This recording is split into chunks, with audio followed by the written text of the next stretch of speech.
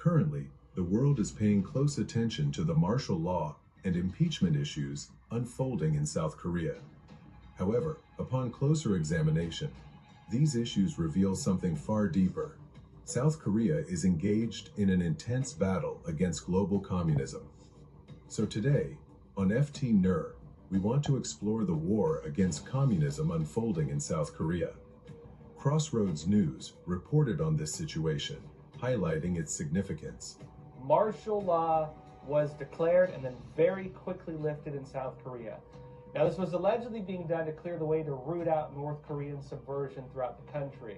The allegation was there are politicians in the country who have been subverted by North Korea. The problem of Chinese Communist Party and North Korean subversion in South Korea is massive. It is a massive, serious issue.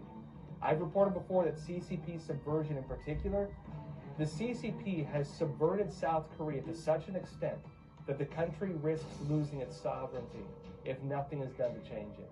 I would actually say the majority of the country currently is controlled by the Chinese Communist Party. Additionally, Dr. Gordon Chang stated that if South Korea's President Yoon falls, the country risks being overtaken by China and North Korea.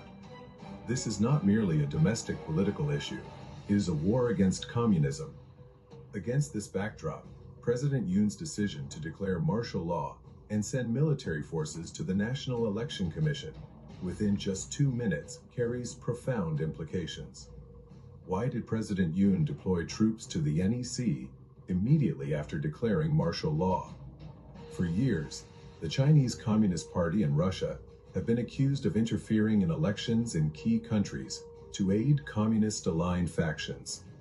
Recently, in Romania, a country of strategic importance to Russia, evidence of Russian interference in election fraud was exposed, resulting in the annulment of the election results.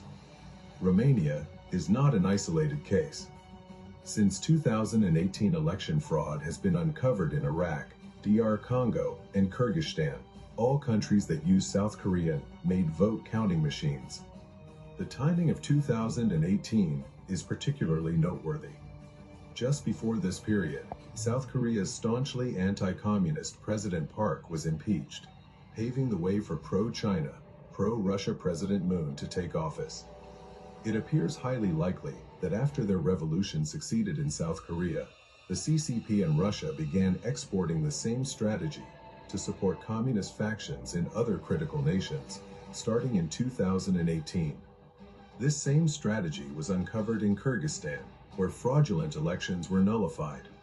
Coincidentally, on the very day President Yoon declared martial law, he also met with Kyrgyzstan's president.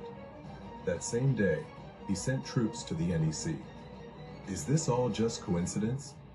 The US had already begun investigating South Korea's election fraud issues in July.